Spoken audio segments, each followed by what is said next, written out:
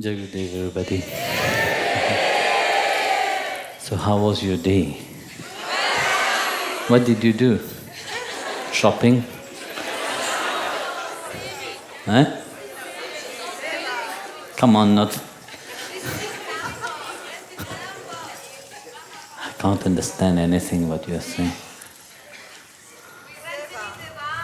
Oh, nice.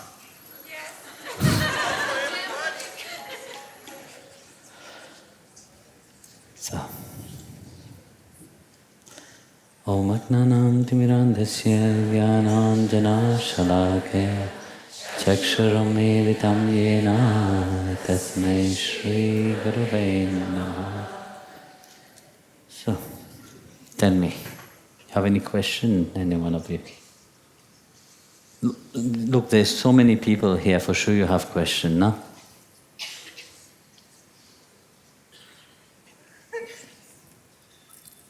You need a mic? Bhavesh, when you go and give the mic, be a bit more confident, not like you're scared to give the mic as if they will ask you for money. So, Guruji, in the Mahabharata, Arjuna, the son of Dharma, is facing many times his Dharma. And yet, he's many times puzzled, not really trusting and wondering about things, what is happening, and about Dharma. So how come is it possible?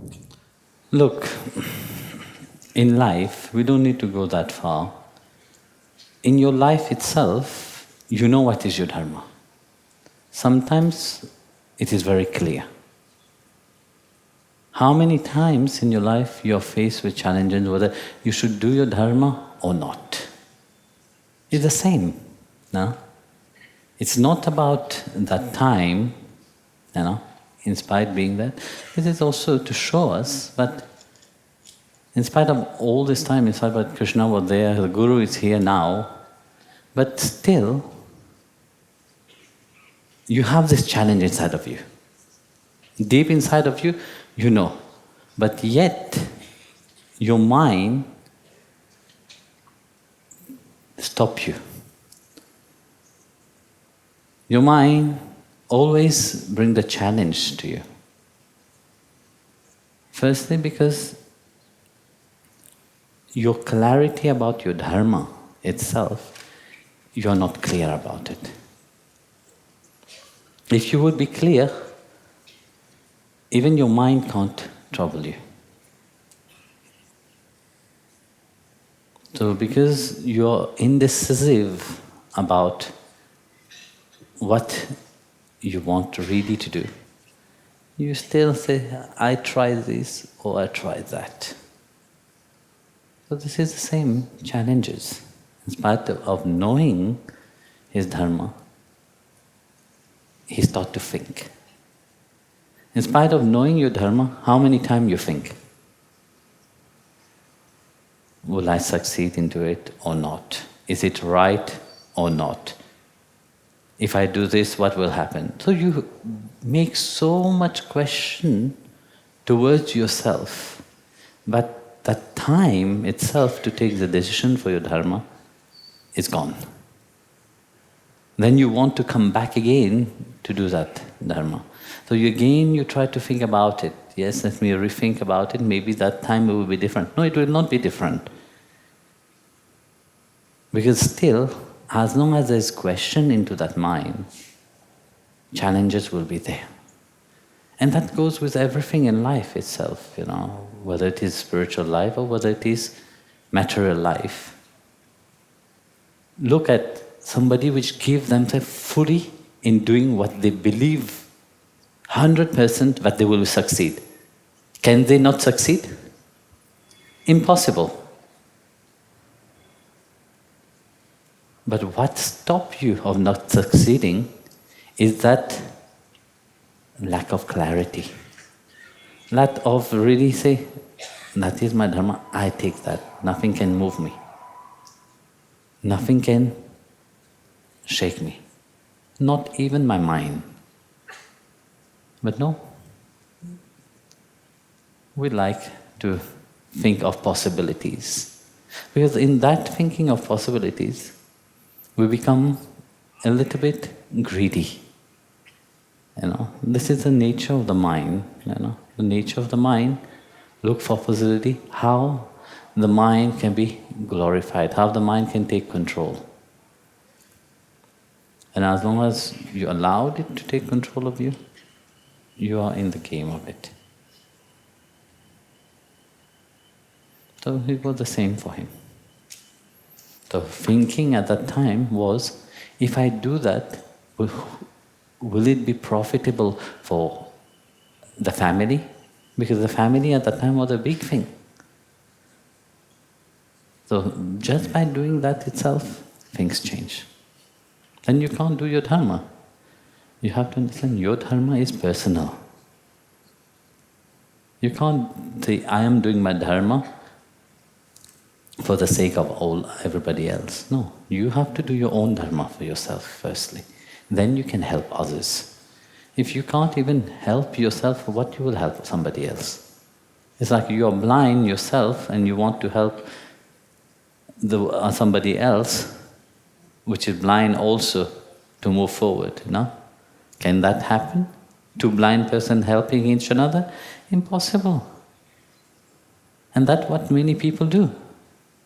Because they are so blinded by their own ego, but they say, yes, because I am so and so, because I have a certain status or I have a certain way of thinking, I can help somebody else. But if the person themselves are blind, how can they help somebody else? Impossible. So first, you have to become clear. You have to have that clarity itself.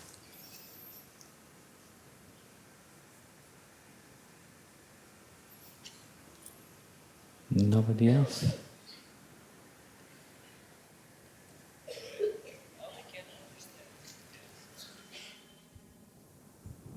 Jai Gurudev. Guruji, how we can understand talking mind or heart? Sorry? How we can understand talking mind or heart? Heart. Short, that was a bit confused. Yes. So how can you understand what is from the mind and what is from the heart? Actually, what comes from the heart is the voice of the intuition. And it's always first. It comes, they speak to you, but you don't like to listen to it. What comes second to it, it is from the mind. The mind always wants to be flattered. The mind always wants to be right. The mind always wants you to listen to it. And as long as you play what your mind is telling you, you will think that you are happy. But it will not last for long. You will be happy for a short, as very quickly you will be forgotten. This is the nature of the mind. It comes quickly and it goes quickly. But the nature of the heart is something which is permanent, but lasts forever. It may be not what you want to hear, but it is strong. So if you start observing and learn to listen to your intuition, you will understand the difference between the two.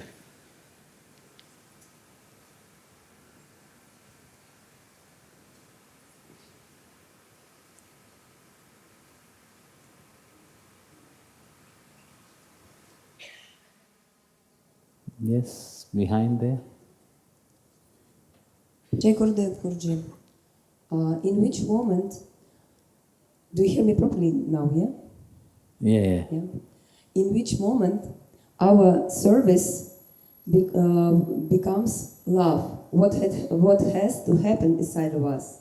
And what has to change? Simple. When you are not present, then it is service. As long as you are present, I am doing this, I am doing that, it is not service. And love is not there. But love is something which flows naturally. No? How would love flow naturally? Only when there is no the I, me, and mine. So if continuously we say, I am doing this service, who is being glorified? The service or I? Service is just to do it. Because as long as you say, I am doing the service, I am very much present, how can love flow for that? You see, our notion of love means that, yes, we have to do something.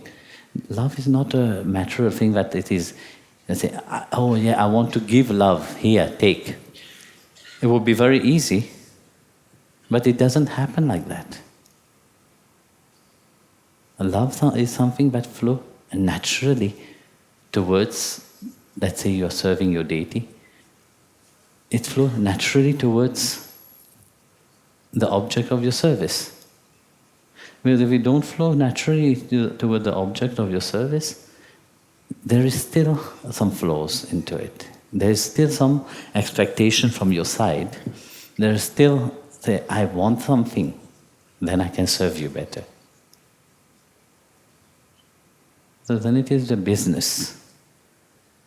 Today when we went to Radharaman, we were talking to one of the head of the temple there. He was saying something beautiful. He said, there's two things in your life you should never let go. What is it? Come on. Guru and? No. No. Yeah, similar, but it's not. I said, your Ishtadev and Guru. This is two things that you should never let go. If you let go of that, it's like you're letting go of your own dear, let's say like your parents itself. Can you change your parent? You can't change your parent. But this is the mentality. This is you see, when an Indian takes shelter to a Guru, the Guru becomes everything for the disciple, the devotee. Then they can't just let go of it like that. If you understand that, then automatically you will understand that this is my object of my service itself, And my service have to be perfect. My service have not to have any flaws into it. This is the object of service. We were doing shopping when we were in where was that? Jaipur. So it was Sunday, all the shop was closed, and I wanted to buy something for Giridhariji. So me, Pritu, Pranagadas, we were, and others were going in the car. Of course, the others will send them to the temple. And we were late. They were waiting. And we had a discussion in the car. And the object of this discussion was service. How we serve, And it's beautiful, because how do we serve? Do we give our best in our service or not?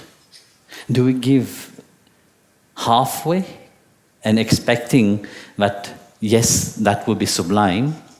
It's impossible. If what we give is with, I have to think 10 times, this is right what I'm giving or not, I have this and that, of course then you're not giving it from your heart. There is a resentment there, And you can't expect that the outcome of your sadhana, your outcome of your spiritual life will be sublime. It will become sublime the moment you give the best. But you don't, when you come to service of Guru and your Ishtadev, it's not just say, oh, that will be fine. No, it have to be the best.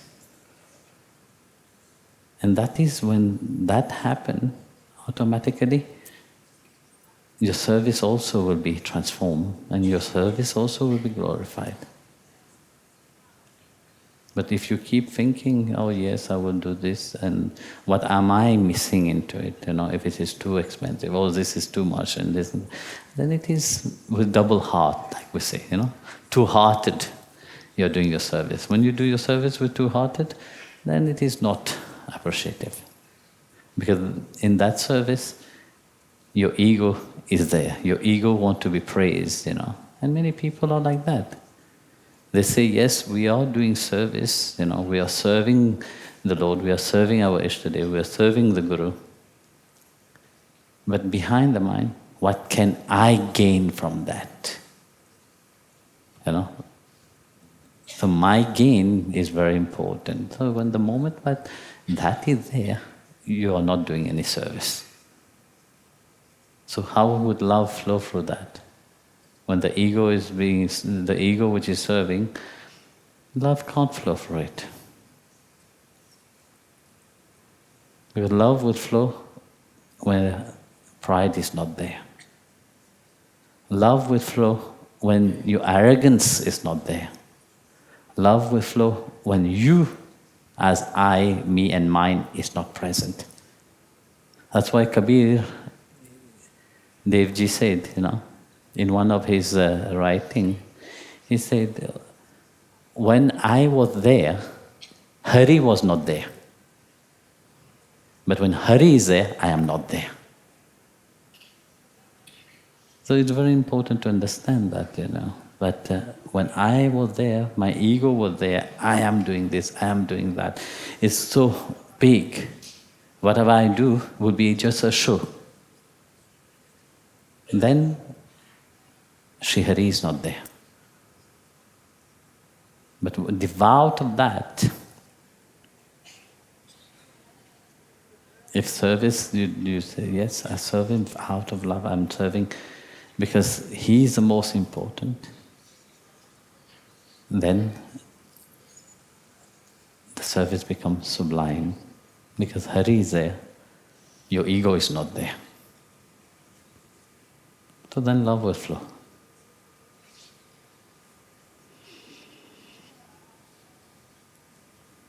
Yes. Recently I heard that it's important to chant japa with the right intention and in the right mood. But from what I understood, we can chant japa anytime, in any mood, or it does affect. This is a question which I got a few days ago also. Actually, in Bhagavad, you see, there's this, when Ajamila was dying, he just called his son's name, and Bhagwan's, Srimad Narayana's servant came to get him. He didn't chant it with any bhav, he didn't chant it with any mood, But yet, he got the result of it, But he could perceive everything. He saw also Yamdut came with, to get him, and then there was a big fight. I don't need to go into the story, you know the story about it.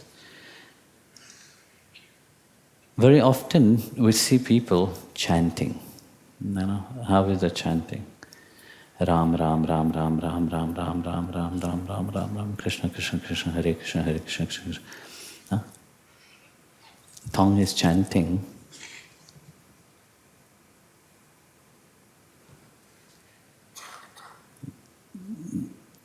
The hand is chanting, the mala is in the hand. The tongue is chanting, but in the heart there's nothing. It's good to take the name of Bhagavan, it's good to take the name of God. But if by taking the name of God, yet your mind is somewhere else, what the use of chanting? It's like a parrot. A parrot, you teach a parrot Ram, Ram, Ram, Ram, Ram. Do you think the parrot will know who Ram is? He will chant Ram, but the parrot will not know who Ram is. So you are chanting and chanting and chanting, but yet if you don't feel anything, okay, feeling is a big thing. If you close your eyes, you don't perceive your Ishtadev, you don't perceive the deity inside of your mind, and the chanting, you're doing something wrong. There's not that feeling into it. It's a different thing. When you chant with feeling, the moment you close your eyes, Bhagwan have to be there. Otherwise, it's like you're thirsty and you're saying, water, water, water, water. Would your thirst go away? Huh? It will not go away. You have to go to the tap, take the water and drink it, then your thirst will go away. So Bhagwan is yours. God belongs to you, you know. He's not far away from you. He is with you. He is yours. He is not only the one which is seated in the temple. That is the aspect to what we worship. But more than that, He is with you all the time. You carry Him with you wherever you go. There's not a single place but He's not with you. So if He's so dear to you, why you can't see Him inside of you? Now we say God live in the heart. Yes, no? We never say God live in the temple. We never say that God live in the sky. Even when we look up in the sky, yes, but how many people see God in the sky? Huh? If He don't manifest Himself, if He don't give you that grace, you will not see Him in the sky. But everybody said, yes, He live in the heart. So meaning that we have to call Him from the heart itself, no? So when you're chanting and your heart is into it, you know, and you're chanting with bhav, with chanting with that love, with that feeling, meaning that yes, I know He's there, and my chanting is not just mere chanting, just I say the tongue repeating it. So it's a big difference between the two. So both is right, you see. If you have not reached that level of chanting with that feeling inside of you, it's good to chant it, you know, to remember the name of God wherever you are, whatever you're doing. But it have not to be in vain. You can't carry on not feeling Him inside of you.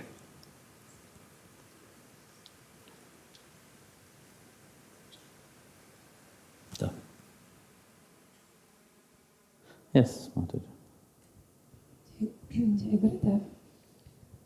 When older people in the family are interested in your spiritual path, and you know that the truth can hurt them.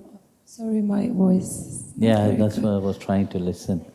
When the family members, older people in your family, not know about your spiritual path, but they are interested in where you're going, and you know that truth can shock them, and maybe they help them to be shocked. It's good. It's good. So because the Sarvati, look, you know, if they see me or maybe other devotees too with such beautiful looking. And you know that I'm Hindu, not Christian. Look, you said something beautiful. If they see everybody was beautiful looking, you know, with the tilak and everything, beautiful thing have to be shared. Why would you have a beautiful thing and hide it? It's like people, have beautiful thing and they put it in the safe and lock it. So why would you wear it? When you are dead? This is the problem, people like to hide. Because, firstly, of course, I understand, you're scared to confront your family, But if it is your family, they will still be your family even if they see you with a tilak. For sure they will criticize you. For sure they will see you strange. But if every day you see the same strange face, you get used to it, no? It's no more strange anymore. It becomes normal. And one day you don't wear the tilak.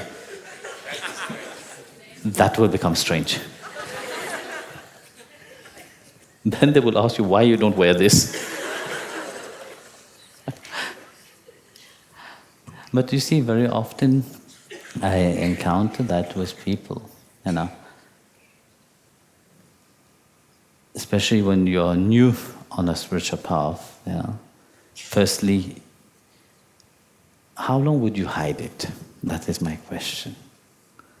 How long would you say, yes, I'm going to my friend's house for 10 days? Do you think they believe you? Oh, I'm going for holiday. Because after that holiday, when you go back home, you're a different person. When people go for holiday, I've noticed that while traveling, very often we visited, I think it was in Lanzarote, doing the seminar there. And in the plane, while returning back to Germany, we were joyful after the seminar, very happy. And I look behind, everybody.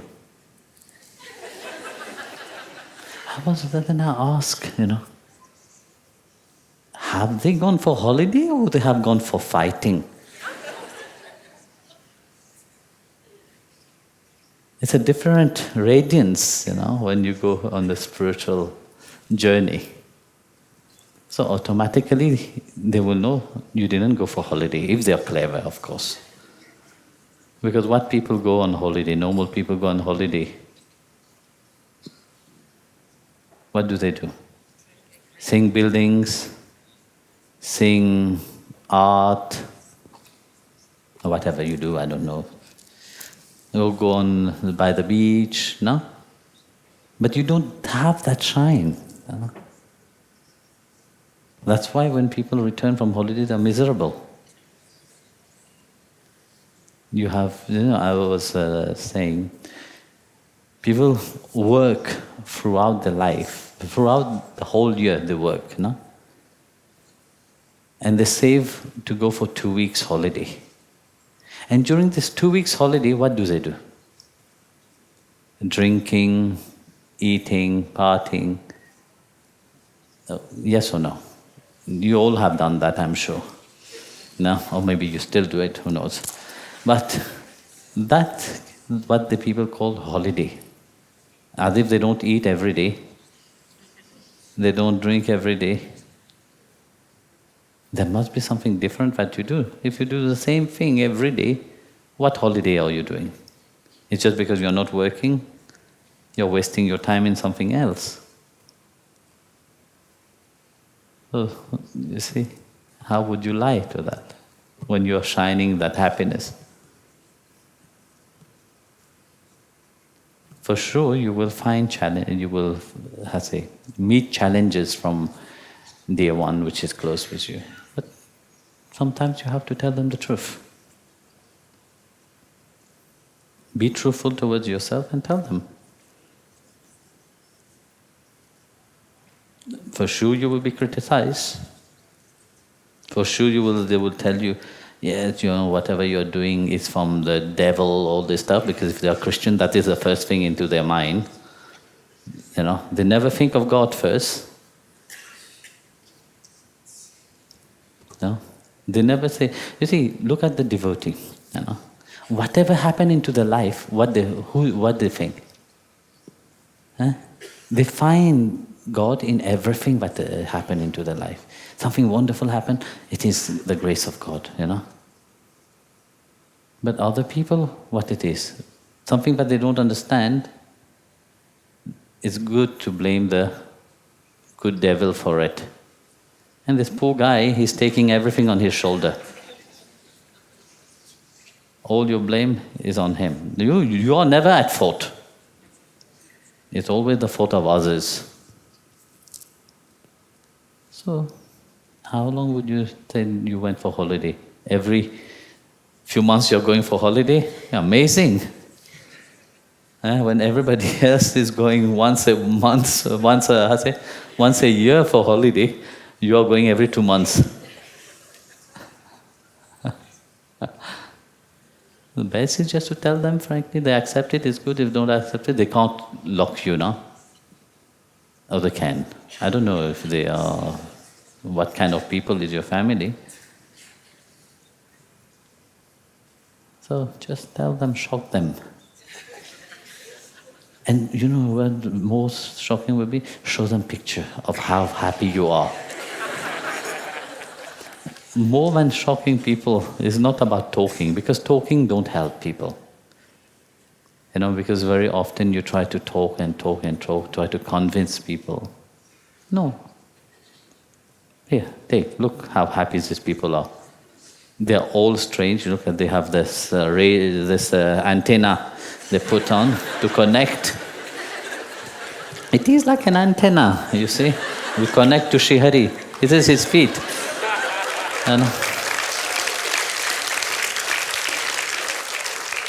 So why not?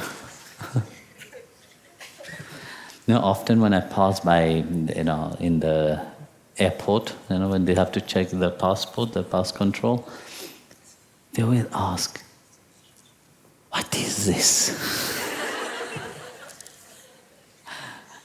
I say, "Well, this is we are Hindu, and this is our symbol."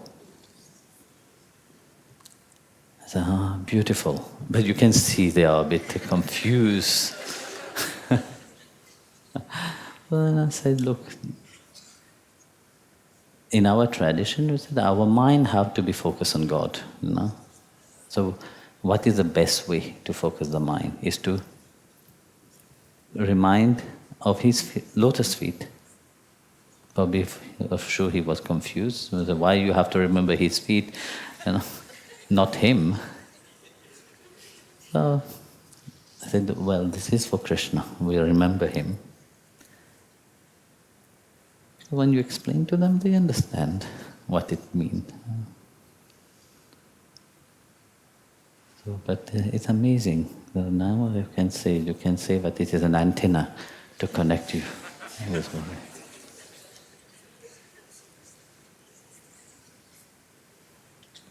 Yes, Prabhuji.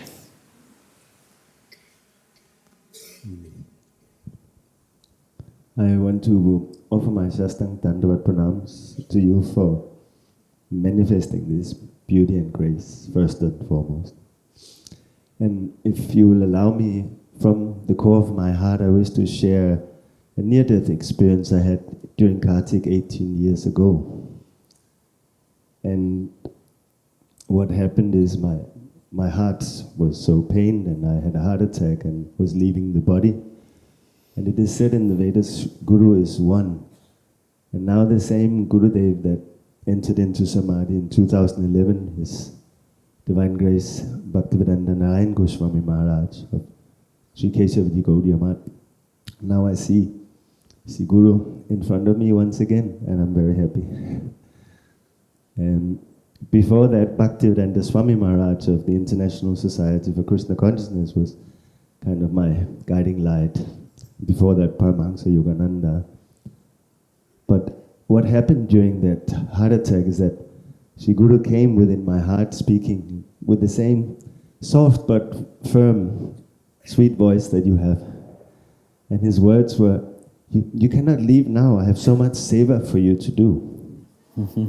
And I am your senior and you are my junior, and the junior cannot leave before the senior, so you have to Uttishta, get up and fight this condition, like Krishna is telling to Arjuna in the first chapter of Gita. So, to cut a long story short, after the heart attack, I got the inspiration to break down the word seva as an acronym. And it was touching my heart what you were speaking about, that we tend to want to be service-minded, but then the ego gets in the way. But seva came to me with Chaitya Guru within my heart to mean service-minded experts, valuable association.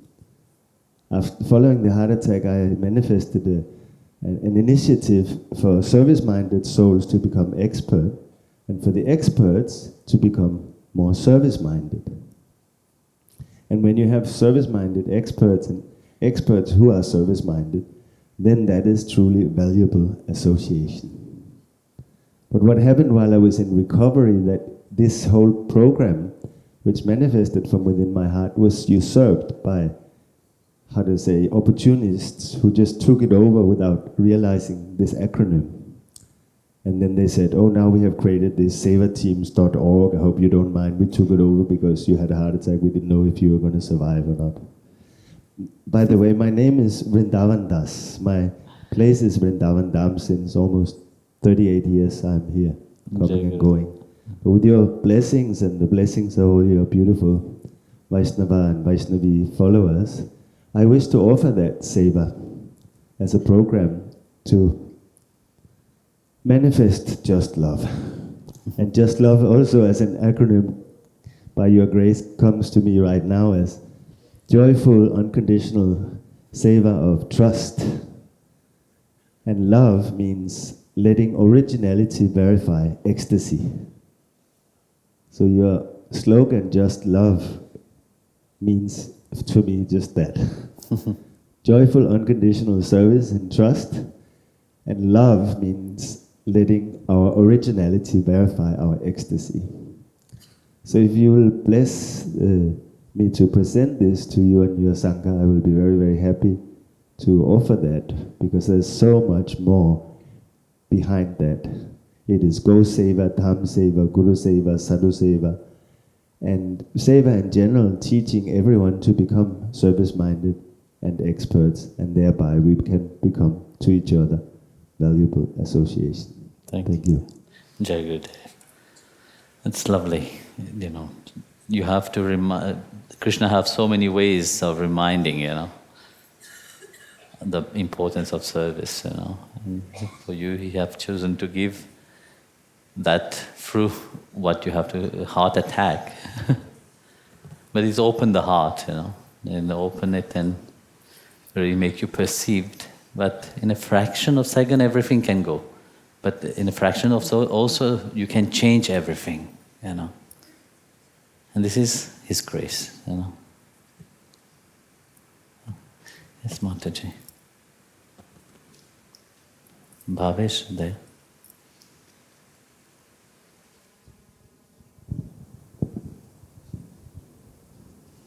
Jai Gurudev Guruji. Я из России. I'm from Russia. И сейчас мы занимаемся тем, что создаем центры официальные в России. And now we are basically making official centers in Russia. Направь, пожалуйста, нас самые важные пункты, которые должны произойти, чтобы эти центры были построены. Please give us a blessing, and maybe if you can explain what are the main points that can move us forward for it to happen. Well, firstly, if you want to make a center, which is a wonderful idea, because you see, whenever there is a center place, for the gathering of the devotee is very important. So why do we make temple, why we make ashram, why we make centers? Is for the Sangha to come together. And for the Sangha to come together, what is the point of that? Is to support each other and to let it grow also. You enable other people also to come. So, blessing for that project, And which place in Russia? Moscow, St. Petersburg, Yes. and So, Astrakhan. there's many places what is happening. It is very beautiful. Thank you so much, Guruji. I see a hand there, but I can't. After running so much, you will for sure lose some kilo. Gurudev Guruji. I was going to ask a question about having the darshan of the Lord. We see a lot of saints and their beautiful stories of their longing to see the Lord. But there is some magic, I think, in this longing, which then transpires to the darshan of the Lord. So I was wondering if you can explain a little bit about what is it that a saint goes through when they long to see the Lord, and in which bhav and how this transpires. Thank you. You see, the aim of life itself is to have a glimpse of Bhagavan. This is our life, as being a devotee. What is our life really? It's to have a glimpse of Him. But we can't ask Him, please give me. We can sing, of course, Bhagavan, DJ, Darshan, DJ, But we have to see He have done so much for us, We say Shri Hari is in everybody's heart, yes or no? We all know it, mine. But do we really know that? No, we say yes, Shri Hari is in everyone, but yet we should not believe that. So we like to have darshan as what it means to have darshan. Like we want to have a vision of Sri Krishna standing in front of us, But are we eligible for that, Do we have that grace? Are we, worthy even of that? No, we are not. We can't ask Him for that. He come by His own accord. But deep inside, that is what our Atma want. All this drama that we go through life,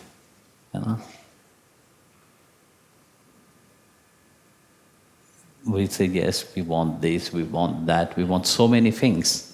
But that doesn't make us satisfied. We don't have that deep satisfaction. You can have everything, but yet that deep satisfaction is never given by anything.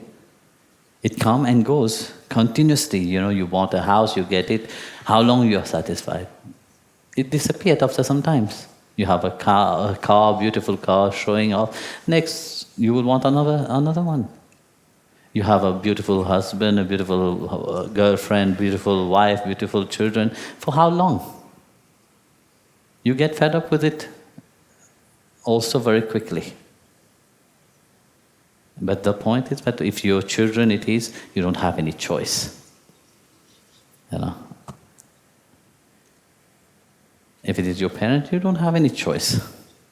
If you could have changed that also, you would have changed it. Because that doesn't give you that deep satisfaction. So the only deep satisfaction is only when we know truly that from within we have the longing for Him. And the saint, when we look at that, they always long for Him. They don't ask Him to give him his darshan. No. They are there as servant to Him. And Bhagavan by His own accord come, And how does He come, It's not about how much we are doing for Him, but how we are doing it for Him. With which attitude we serve Him. With which attitude we do our job. With which attitude we live our life. Whether you are grihastha, whether you are sannyas, whether you are, working to the world, whatever, which attitude you want. Because you see, his attitude is that He wants to be part of everything that you do. When we say God is part of our life, He didn't say in the contract, but only partly I will be part of your life. He didn't put that there, but we put it there, We put it that God, you have to be part in my life only in this time. But God didn't put that. He is eternally with you. Without Him, you will not be alive. In the Gita, Krishna said, no, He is the one which is the indweller of the heart of everyone. Have you seen Him inside of your heart? No. You see Him everywhere else outside, but inside of your heart, which is the real temple, you didn't see Him. And then you long for having a darshan of Him outside. Impossible. The saint live with Him each moment, whatever they do. They are doing it for Him. Take Savatamali. Savatamali, he lived only 30 kilometers to Pandharpur. But not a single time he went to Pandharpur. Easy he could go.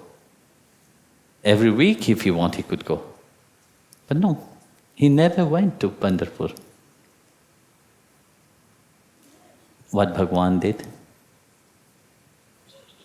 Every moment of his life, whatever he was doing was Vitthal. Each plant, he will say, Vitthal, that is for you. In his garden, he will call it Vitthal garden. Each vegetable he will take, it was Vitthal. And there's this beautiful painting when he would take his vegetable to the market to sell, Vitthal was lying down in his basket. So every moment was Vitthal. There was a big discussion between Sant Dhyaneshwar and Namdev. So Namdev said, I am best devotee because Bhagwan come and eat with me every day. And Sant Dhyaneshwar said, no, I am. Because we discuss and I write whatever we discuss. So he sit and discuss with me. So Bhagwan was listening to them, discussing, and said, forget it. You both are not. There is one which is even superior than both of you. So then they become very curious. Who is that one which is even more superior than us? We who live continuously with you. He said, there is one. Then they will start pestering Vitthal. Said, Vitthal, please tell us, who is that one? So Bhagavan said, okay, catch me. If you can catch me, then I will tell you. So then Bhagavan started running. So he ran from Pandharpur to, what's the name of the Savatamali place? To where Savatamali was. So behind Bhagwan, he ran very fast, And behind is Namdev and Sandhyaneshwar running. So arriving at Savatamali, Bhagavan Krishna said to him,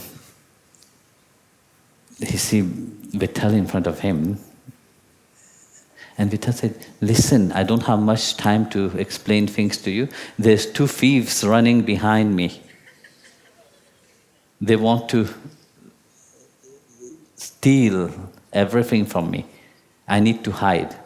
So Savatamali looked at him and started smiling. He said, Bhagavan, you are the Lord of the universe.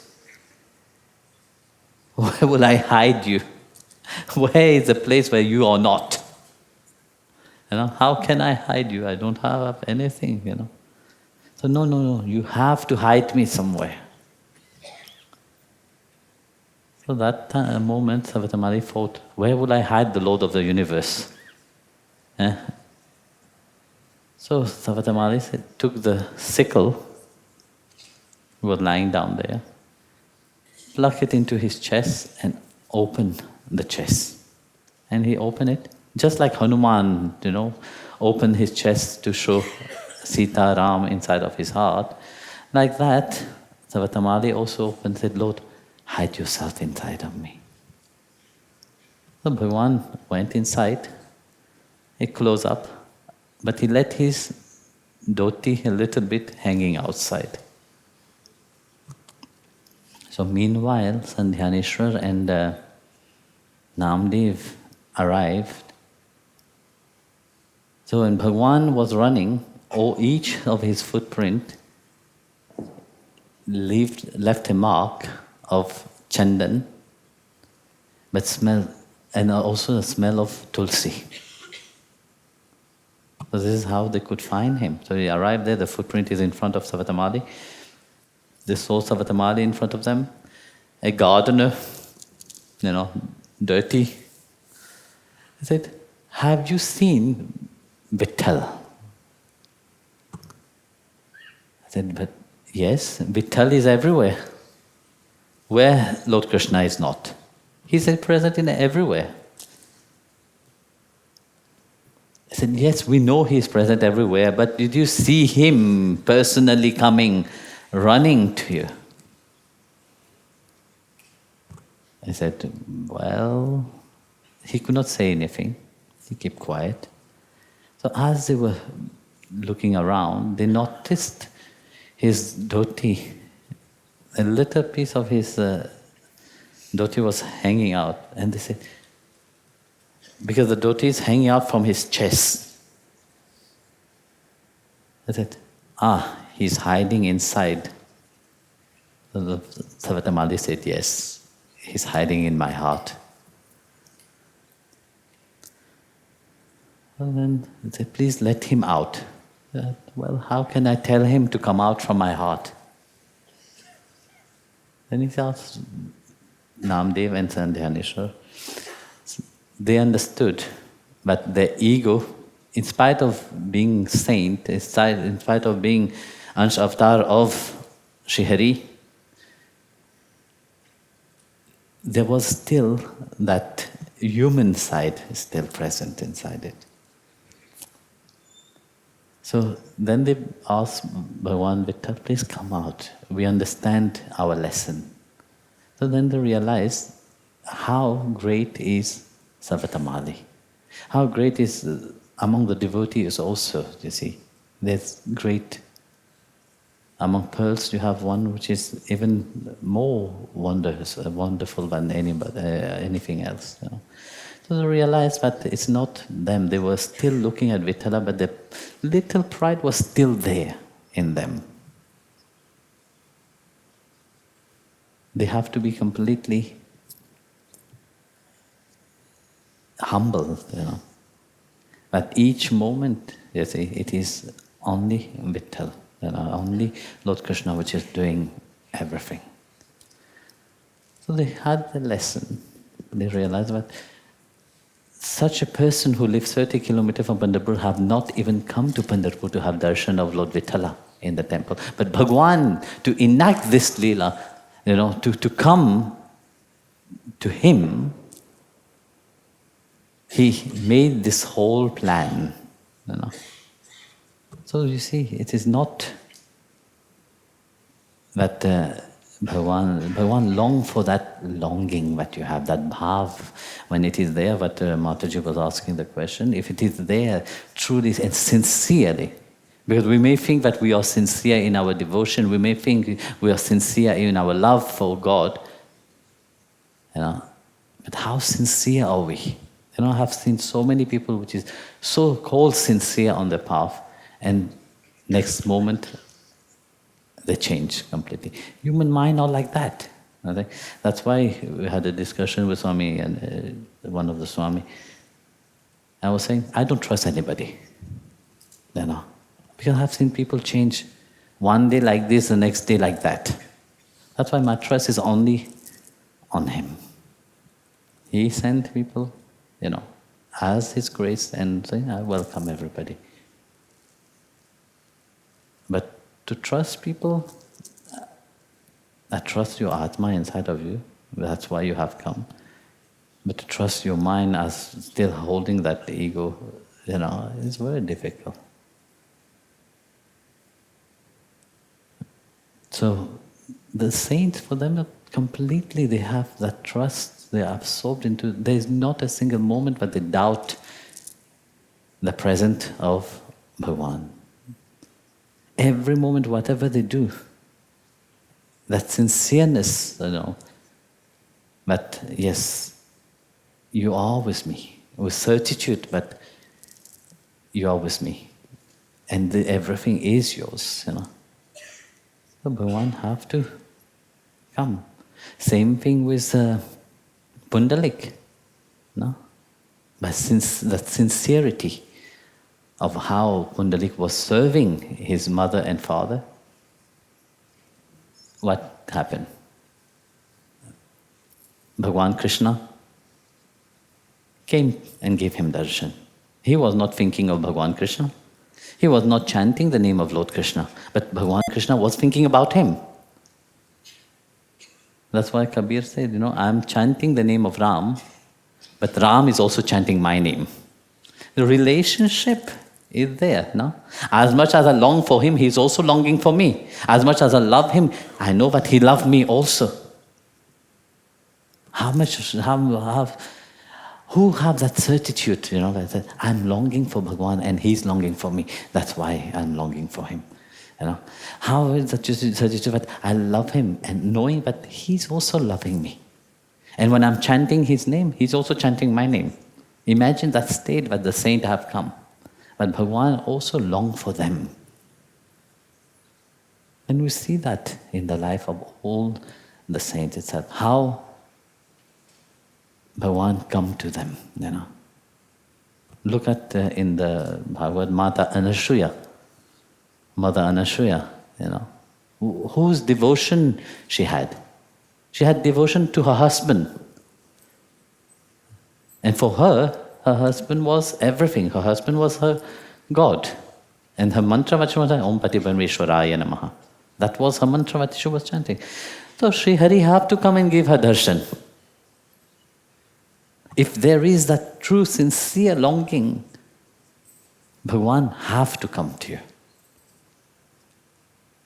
And he will. In whatever way he will. The same way, you see, if a plant is higher up on the mountain, and when the time to pollinate, that the flowers open and have to get pollen, even if the bees can't go up there, Sri Hari will take the form of the bees and come. He will say to Mahalakshmi, wait here a little bit, I come. He will come, he will take that aspect of a bees and will come and pollinate that flower even higher up there. Does the plant worry about that? No. The plant has surrendered. Bhagavan will come. But we are so worried about everything.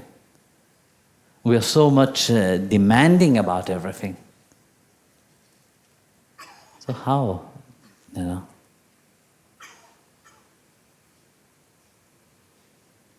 Arjun was very worried on the battlefield. He said, don't worry, I will drive your chariot. Like that he's telling to us also, you see. You don't need to worry about anything. Trust me, I'm the driver, I will drive your chariot. But we have to allow that driver to drive the chariot, no? But we want to drive because we think that we're expert drivers. So that's why when the saints have given themselves completely unto him. So the saint, the Bhagavan is driving the saints.